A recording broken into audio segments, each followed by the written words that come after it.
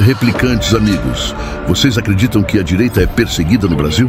Eles odeiam a democracia, eles são de direita, eles são preconceituosos, eles têm horror à política de cota. A faculdade está emparelhada por um espectro político específico.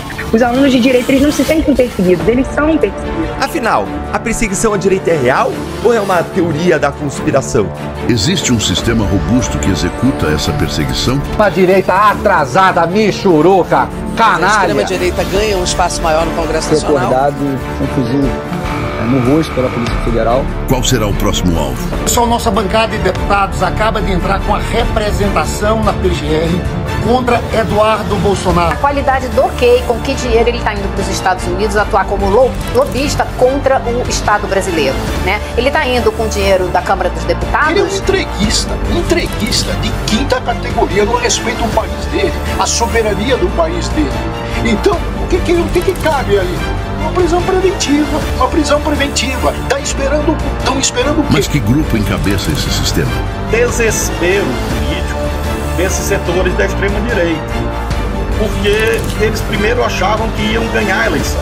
Como o mundo tem vivido uma prova de fogo na preservação da democracia pela ascensão de uma extrema-direita. A extrema-direita conseguiu fazer com que essas pessoas não só se liberassem, mas tivessem orgulho disso. Uma extrema-direita irresponsável.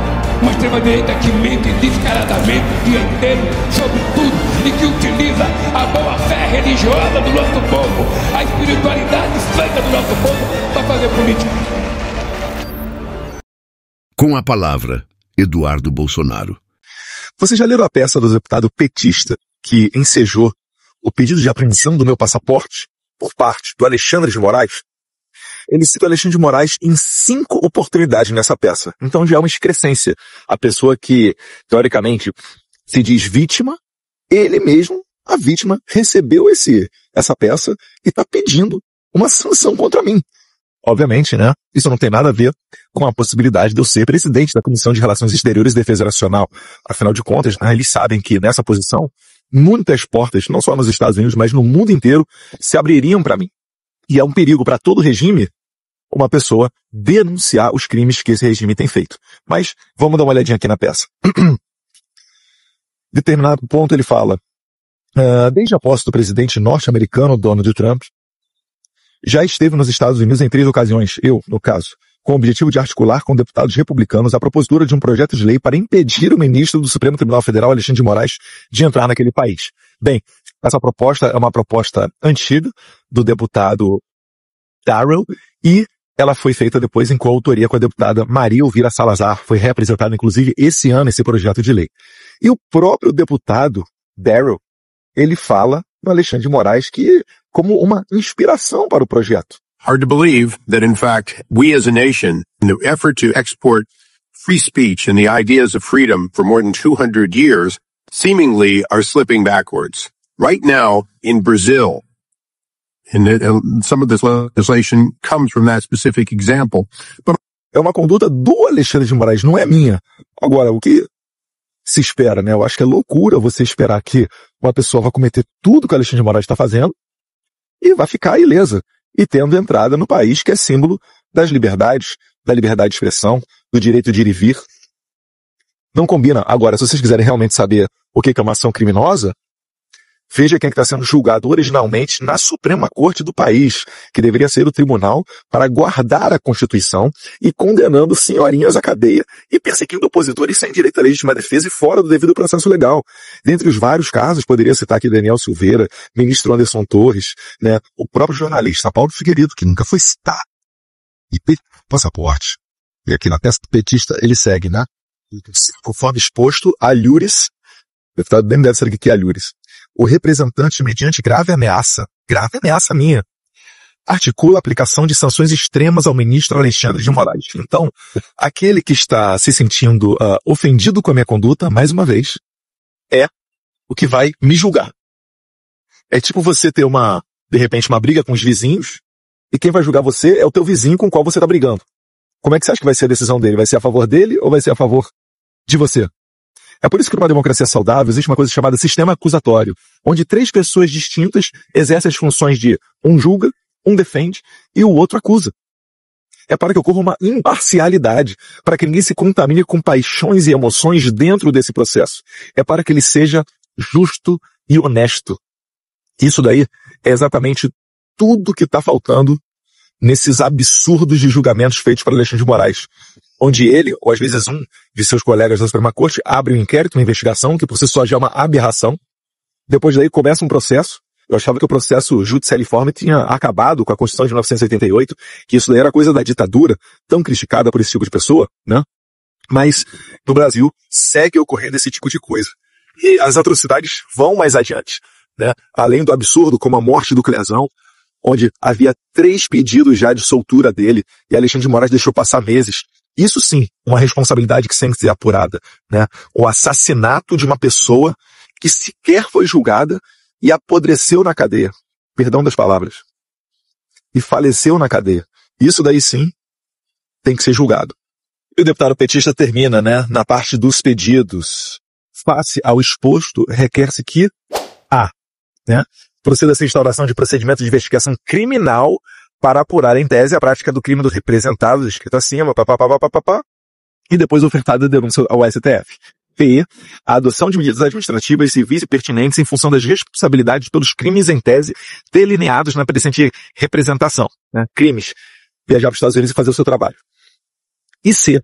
A avaliação diante da tentativa de embaraçar as investigações, sob a relatoria do ministro Alexandre de Moraes, né? Então, ele basicamente está mais uma vez corroborando o que eu estou falando aqui. Que o Alexandre de Moraes, ele é vítima, julgador e, por que não dizer, né? Acusador. Porque ele pode muito bem ter armado esse joguinho combinado com os deputados do PT. Porque ficou muito estranho, né? Os deputados começam todos eles a falar o mesmo discurso, mesma coisa. Gleisi, Lindbergh, Paulão, Rogério Correia, pá. Aí, no dia seguinte, eles apresentam uma representação e, um dia depois, Alexandre de Moraes, vamos aqui pedir à PGR para analisar esse pedido. Afinal de contas, né, os deputados do PT são pessoas imparciais, acima do bem e do mal, que podem perfeitamente trazer essa demanda aqui à corte. Afinal, isso daí não é uma disputa política. Não são deputados da esquerda tentando calar o deputado da direita. Meus amigos, isso reforça demais a nossa condição de república de bananas que torna o Brasil. Esse país onde o presidente defende o Hamas, onde o Alexandre de Moraes faz o que quer, e aí eles falam qualquer coisa, e tudo para eles é constitucional, é legal, é só eles falarem. É realmente igual ao rei da França, Luís XIV. Né? O Estado sou eu. Eduardo Bolsonaro concedeu entrevista à Revista Oeste e se aprofundou mais sobre o assunto. Acompanhe um trecho dessa entrevista aqui. Mas antes, se inscreva no canal e deixe seu like para que mais pessoas tomem conhecimento dos fatos. Por que o senhor acha que está enfrentando essa ofensiva por parte do PT, da esquerda? Porque eu tenho dado muito trabalho a eles, com as conexões que eu tenho eu venho fazendo, não só nos Estados Unidos, pelo mundo inteiro, tem mais de 6 anos. Né? Então, no momento em que o Brasil vive uma ditadura do judiciário, não existem mais ferramentas, meios de ação para combatê-la a partir de dentro do Brasil. Né? O remédio constitucional previsto nos freios e contrapesos da nossa Constituição, que poderiam brecar o Alexandre de Moraes, estão nas mãos do Senado. Mas, em princípio, pela atual composição do Senado, a gente não consegue enxergar que vai começar por ali um processo de impeachment. Então, comecei a pensar o que poderia ser feito para a gente tirar senhorinhas de 71 anos da cadeia, como Iracema Nagashi, ou como a Débora Santos, né, mãe de 2 filhos, e vários outros que estão nessa situação do 8 de janeiro, onde que certamente, se estivessem traficando drogas ou cometendo assassinatos, não teriam todo esse tempo na cadeia. Muito pelo contrário, provavelmente o próprio STF já os teria soltado. Então, para visando corrigir essa injustiça, eu tenho feito um trabalho aqui nos Estados Unidos, que antigamente a própria esquerda fazia piada, chacota, matérias da imprensa falando que autoridades brasileiras estão rindo da possibilidade de perder o visto, só que hoje, né, depois de nos darem essa chance, nos subestimando, eles estão percebendo que a realidade passa a ser essa. Então, não somente esse deputado federal aqui, mas pegou pessoas como Elon Musk, senador Mike Lee e outros mais pelo mundo inteiro estão prevendo e pressionando para que o governo americano aplique as chamadas sanções Magnitsky ou as sanções OFAC, que na verdade, no popular, significam a pena de morte financeira. Uma vez sendo verificado que Alexandre de Moraes sofrerá essas sanções pelas suas atitudes arbitrárias contra a liberdade, ele não poderá sequer abrir uma conta bancária ou passar um cartão Visa ou Mastercard. Quanto mais entrar nos Estados Unidos. Deputado, nos Estados Unidos já é real a percepção de que o Brasil vive uma ditadura do judiciário? Isso é perceptível nas conversas que o senhor tem tratado tanto no Congresso quanto com outras organizações e autoridades?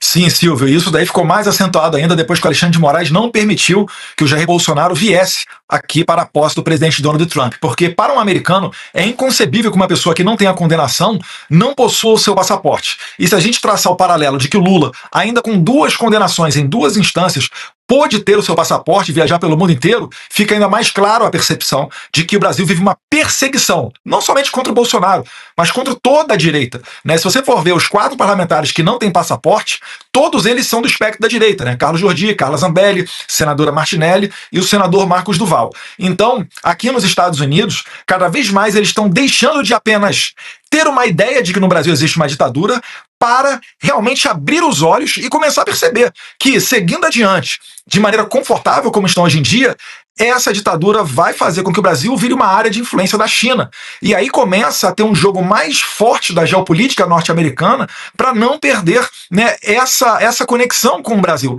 Eles não querem que o Brasil se torne uma nova Venezuela. Não é interessante para eles, por vários aspectos. Primeiro, né, o Brasil acaba de assinar, em novembro passado, durante o G20, o Lula assinou 37 acordos comerciais com a China, tratando de tecnologia nuclear, né, comunicação satelitária, ou seja, internet, venda de reserva de urânio, participação, né, intercâmbio com o China Media Group, o maior grupo de comunicação da Ásia que tem influência, né, que está debaixo do regime chinês. Então os Estados Unidos estão começando a perceber que o Brasil é aquele país que tem um câncer interno e que, se não for tratado rápido, amanhã a quimioterapia pode ser que não surta efeito, tal qual é hoje com a Venezuela. Você pode usar o instrumento diplomático que for, que o Nicolás Maduro não vai sair do poder. Ele vai continuar lá, a não ser que ele saia à força. Então, para o Brasil não chegar nesse ponto, cada vez mais tem tido uma pressão norte-americana. Mais uma vez, eu destaco aqui, né, o senador Mike Lee, que é uma pessoa muito próxima do Elon Musk, que é muito próxima do presidente Donald Trump, que tem feito, na verdade, até chacotas com relação a Alexandre de Moraes. Dá-se como certo, né, a aplicação das sanções Magnitsky contra Alexandre de Moraes. Finalizando, se a gente for olhar essa última semana, quarta-feira foi aprovado na Comissão de Constituição e Justiça dos Estados Unidos, né, o projeto de lei No Censorship on Our Shores Act, ou seja, sem a possibilidade de censuras aqui no território americano. E, paralelamente a isso, deputados, como o deputado da Geórgia, o Richard McCormick, têm pedido abertamente as sanções contra o Alexandre de Moraes. E eu ressalto, quando essas sanções vierem, que eu tenho quase certeza que virão, não será apenas Alexandre de Moraes o sancionado, mas todos os que estiveram junto com ele nas investigações para colocar na cadeia 100 horas, né, violar a liberdade de expressão e etc., também serão punidos. Porque foi isso que aconteceu com o procurador do Tribunal Penal Internacional, o senhor Karim Khan, que decretou a prisão de Benjamin Netanyahu, o primeiro-ministro de Israel. Quando esse procurador decretou a prisão de Netanyahu, Trump o sancionou com as sanções OFAC, ou seja, Karim Khan e todos os investigadores que participaram dessa perseguição a Benjamin Netanyahu estão hoje impossibilitados de abrir conta bancária, de entrar nos Estados Unidos, de ter um cartão de crédito de qualquer bandeira que seja. Ou seja, foi decretada a pena de morte financeira para essas pessoas. E eu tenho certeza que, uma vez o Alexandre de Moraes tomando essa sanção, nenhum dos outros 10 ministros da Suprema Corte tenderá a seguir os passos do Alexandre de Moraes. Boa noite, deputado. Obrigada pela entrevista. Deputado, o senhor acha que eles acham, a oposição acha que confiscando de alguma maneira o seu passaporte, assim como fizeram com o do presidente Bolsonaro, as informações sobre o Brasil e o que está acontecendo, né, no nosso regime totalitário no Brasil, que essas informações elas não chegarão mais nos Estados Unidos? O senhor acha que eles acreditam nisso? Eles, na verdade, Ana Paula, vão tentar me brecar. Isso daí é um sinal de desespero deles. Mas, por exemplo, eu sei que você tem contato com pessoas dentro do Senado Federal, dentro da Câmara dos Deputados, né? É aí seu vizinho de San Diego, o deputado federal Darrell Issa. E eu pergunto, o que eles vão fazer contra você, Ana Paula? Vão cancelar o seu passaporte, igual fizeram com Rodrigo Constantino e Paulo Figueiredo? A gente até espera que isso daí ocorra, né? A história ela mostra pra gente que uma ditadura, antes dela cair, ela tenta fazer os últimos apelos, ela tenta dobrar pelas últimas oportunidades as suas apostas, mas isso daí acaba não tendo efeito prático, né? Mais uma vez, vocês imaginam só, um ministro da Suprema Corte brasileira, que todo mundo sabe o que está fazendo, as atrocidades que está cometendo, né? Deixou o Jair Bolsonaro inelegível porque se encontrou com embaixadores, porque fez um discurso de um carro de som no 7 de setembro. Uma pessoa que está jogando senhorinhas na cadeia. Uma pessoa que não segue devido ao processo legal. Uma pessoa que faz o interrogatório dos delatores, como Mauro Cid. Algo que a lei expressamente prevê como ilegal e passível de anular todas as provas. Uma pessoa que está abrindo inquéritos. Quando eu fiz faculdade de Direito lá na FRJ, no Rio de Janeiro, né, tenho a minha OAB também, sou advogado, eu fui ensinado de que o processo judicialiforme tinha acabado no regime militar, né, como eles dizem, na ditadura militar. Mas agora, quando o cliente, quando o réu é do espectro da direita, parece que tudo pode. Não, não é assim. A gente chegou a um ponto onde não existe mais retorno. O Alexandre de Moraes, ele não vai parar de perseguir, ele não tem outra saída. Ele sempre dobrará a aposta. É por isso que eu acho que é provável que ele vá, sim, caçar, né, apreender o meu passaporte. Porque ele já fez isso no passado, né, sem autorização, ou melhor, com parecer contrário da PGR. Ele fez uma operação da Polícia Federal, um mandado de busca e apreensão na casa do ex-presidente Jair Bolsonaro em maio de 2024, onde a PGR falou, não faça-se esse mandado, não cumpra-se essa determinação. Ele ainda assim atropelou a PGR, foi lá e fez.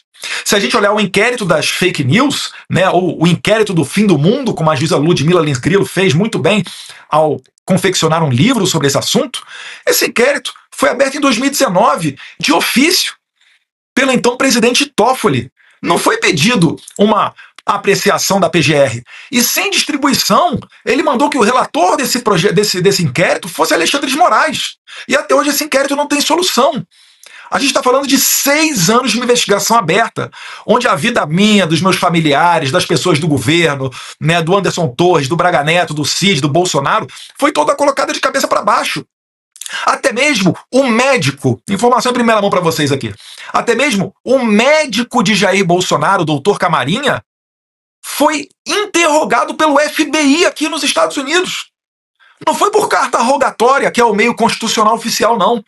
Foi através de uma parceria, provavelmente de boca para boca, entre os policiais federais da Gestapo de Alexandre de Moraes, que estão sob o comando do Fábio Chor e antes estavam sob o comando da delegada Denise, entrando em contato com a FBI e ligando para as pessoas. Ligaram para o Paulo Figueiredo. Paulo Figueiredo exigiu, calma aí, quer falar comigo? Carta rogatória. Eu sou o quê? Testemunha? Eu sou acusado? Lembra também o caso do Jason Miller em 2021. Não sabia se era testemunha ou se era acusado quando o Alexandre de Moraes mandou a PF parar ele no aeroporto de Brasília em 2021. Né? O Jason Miller, que é ex-assessor da Casa Branca e hoje em dia é um dos principais conselheiros do Donald Trump. Eu acho que o Alexandre de Moraes ele caiu do cavalo porque ele não conseguiu imaginar que o Trump pudesse ser eleito. E aí ele fez essa coleção de inimigos dentro da administração mais poderosa do mundo.